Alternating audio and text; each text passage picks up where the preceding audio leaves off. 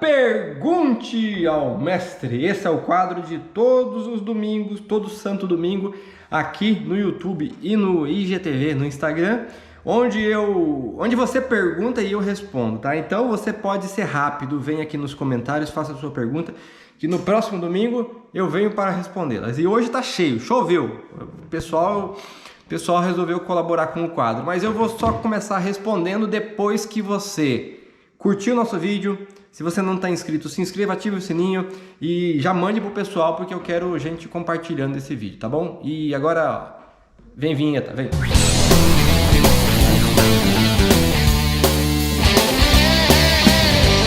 Então, gente, é o seguinte, eu vou começar respondendo a pergunta do meu querido Léo Júnior, nosso atleta lá de Curitiba, que pergunta o seguinte: o nosso ritmo de corrida vai melhorando com o tempo de treinamento ou com a melhora da nossa condição física?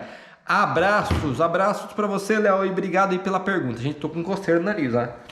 Só coceira, tá? É o seguinte, vamos dizer que você treina há 5 anos e você não melhorou sua condição física. Não tem cabimento, né? A gente precisa, Léo, realmente precisamos melhorar a nossa condição física. À medida que a gente treina, né, tem rotina, tem consistência, a gente espera que a nossa condição física melhore. Quais são os indicadores de melhora de condição física? Consumo máximo de oxigênio, melhora da força muscular, tem várias formas de a gente poder mensurar isso. Mas na corrida, quando a gente fala de desempenho, a gente tem que mensurar o nosso consumo máximo de oxigênio. Mas você vai falar assim, não tenho eu não fiz aquele teste de esteira lá que mede a capacidade aeróbia.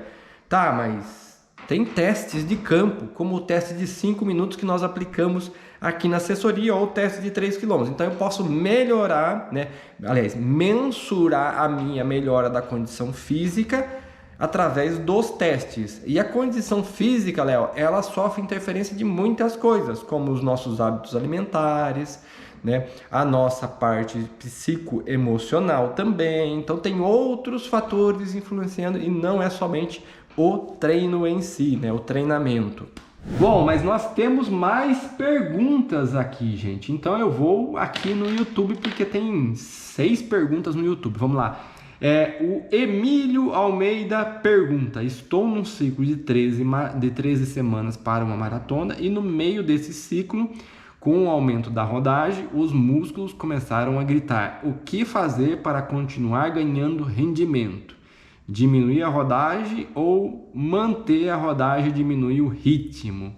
Rapaz, veja o seguinte, aqui a gente tem que tomar alguns cuidados, Emílio, porque se você está tendo dificuldade com a parte muscular, a gente precisa analisar sempre o contexto geral. Temos que saber se essas 13 semanas de ciclo de maratona para você, elas estão adequadas. Primeiro ponto extremamente importante, tá? Eu digo que 13 semanas para um ciclo de maratona é só para uma pessoa que está muito bem treinada. Se for uma pessoa normal, esse ciclo de maratona tem que ser de 5, 6 meses, 7 meses, dependendo da onde você está partindo. Então, Emílio, temos que saber da onde você está partindo. Se a parte muscular está sofrendo, está havendo muito provavelmente uma sobrecarga de alguma coisa, né? Ou do volume de treino, ou da intensidade, ou a recuperação, né? O pós-treino, sono, alimentação não estão adequados. Então temos que analisar tudo isso minimamente. O que fazer? Analisar com um profissional. Você sozinho, provavelmente, se você não tiver essa habilidade, você não vai conseguir fazer essa análise profunda, tá? E muitas vezes você diminuir a carga de treino, né? A quilometragem, não vai resolver muita coisa não, tá? Então é difícil eu dizer para você exatamente o que você faria, mas tente avaliar o seguinte: nos treinos longos, que são os mais específicos, você está terminando inteiro? Está sobrando energia para você correr mais quilômetros ou não? Se não estiver acontecendo isso, Emílio, tente ajustar melhor esse ritmo aí, porque talvez esse ritmo aí tá muito intenso para o treino longo, tá? Mas analise todas essas informações que eu passei aqui para você. Temos que refletir sobre tudo, tá? E vamos para a pergunta agora do Silvio Moreira. Silvio Moreira fala o seguinte: para ter maior possibilidade de correr 5K sub 20 minutos, é preciso estar conseguindo fazer tiros de 1000 metros em qual pace aproximadamente? E quantos tiros? E tempo de descanso entre os tiros? Silvio, isso é algo que a gente não tem uma receitinha de bolo, tá? Mas logicamente que você precisa ter treinos que te possibilite fazer o seu objetivo aqui, que é correr 5K abaixo de 20 minutos. Mas antes disso, eu gosto sempre de falar do antes. Eu estou em condições de fazer treinos mais intensos? Será que eu, Silvio, Luciano, tenho condições de estar fazendo treinos mais intensos? Se eu não tenho, o treinador, o atleta, ele tem que criar as progressões para que você chegue num ponto que você consiga fazer treinos mais intensos, tá? Logicamente que tiros extensivos, treinos intervalados extensivos, eles podem fazer parte de um programa ou não é regra, tá? A gente pode fazer treinos, fazer um treinamento que você não tenha treinos intervalados, extensos, Então tudo depende da avaliação, não tem regra para isso, tá, Silvio? O que é importante, que você esteja com volume compatível, não só para o seu objetivo, mas principalmente para a sua condição física. Se você não estiver com volume e treinos compatíveis com a sua condição física atual, você nunca vai progredir. É do tipo assim, eu vou pegar o treino lá que o Kipchoge faz hoje e vou aplicar em mim. Será que vai dar muito certo? Não, lógico que não. O Kipchoge faz 15 tiros, 20 tiros de 1000 metros para treinar para maratona. Se eu fizer isso, eu vou morrer, gente. Eu não tenho capacidade para isso, tá? Então temos que ter cuidado. Então, se você tem um treinador, siga direitinho as orientações do treinador, o planejamento, porque o treinador ele não pensa somente no seu objetivo, ele pensa em preparar você para que você tenha condições de futuramente fazer treinos mais difíceis que vão fazer com que você atinja sim o seu objetivo, tá? Vamos para o Pedro Música e Esporte. Esse é uma melodia nos nossos ouvidos. Vou para a minha primeira maratona, domingo próximo. Então, ou seja, eu estou gravando esse vídeo no sábado e amanhã, 22. Não, hoje é 21, 22, isso. Quais as dicas finais para o iniciante? Já fiz 2 meias e uma de 10 e foi ótimo. Não busco tempo e nem performance. Gente, é o seguinte, se você vai estrear na sua primeira prova, é difícil você estrear bem, tá? Você tem que ter consciência do seguinte, que a primeira experiência na maratona é você terminar na melhor condição física possível. Fazer com que essa experiência ela seja prazerosa antes de qualquer coisa. Então, tenha cuidado com a hidratação, com a alimentação. Já saiba o percurso que você vai executar, não saia sem rumo. Sair sem rumo é pedir para dar errado, tá? Então, primeira coisa, já sei o percurso, já sei como que eu vou me hidratar durante esse percurso, como que eu vou repor minha energia durante o percurso. Eu tenho que, na verdade, fazer isso nos treinos longos anteriores, Eu já tenho que fazer todo esse esquema nos treinos anteriores para eu poder, no dia, já saber exatamente como que eu vou fazer e como o meu corpo vai se comportar, tá bom, Pedro? Então, essas são as dicas aí para quem está prestes a fazer uma maratona da primeira vez, tá? Tem que saber tudo. Tem que saber o quanto eu vou precisar tomar de água durante a prova, se eu vou repor sal, se eu vou repor carboidrato, que jeito que eu vou repor tudo isso aí. Tem que estar tudo alinhadinho para que no dia saia a melhor experiência possível.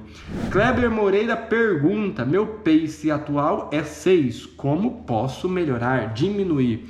Pedro, é o seguinte, 6 depende para que distância, Então, a gente sabe que quanto menos distância eu for correr, mais intensidade eu consigo colocar. Quanto mais longo for a distância, o treino, a prova, menos intensidade eu vou colocar. Ou seja, se eu corro 5 a pace de 6, eu tenho certeza, Kleber, que você vai correr 2 ou 3 quilômetros perto aí dos 5,30, 5,40, tá? Pelo menos é isso que eu espero, se tiver tudo redondinho, tá?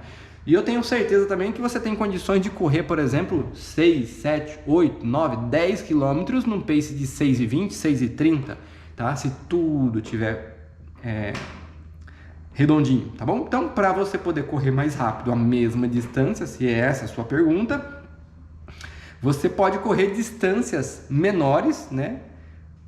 Com mais intensidade, correr mais rápido. Então, você pode fazer treino de 2, 3 km no pace de 5,30, tá? Que no dia que você for se testar ou fazer uma prova, eu tenho certeza que você vai conseguir correr mais rápido, tá bom? O Wellington Moji pergunta como adaptar os treinos para uma ultra. Na verdade, não é adaptar, Wellington. Você tem que fazer progressões, né?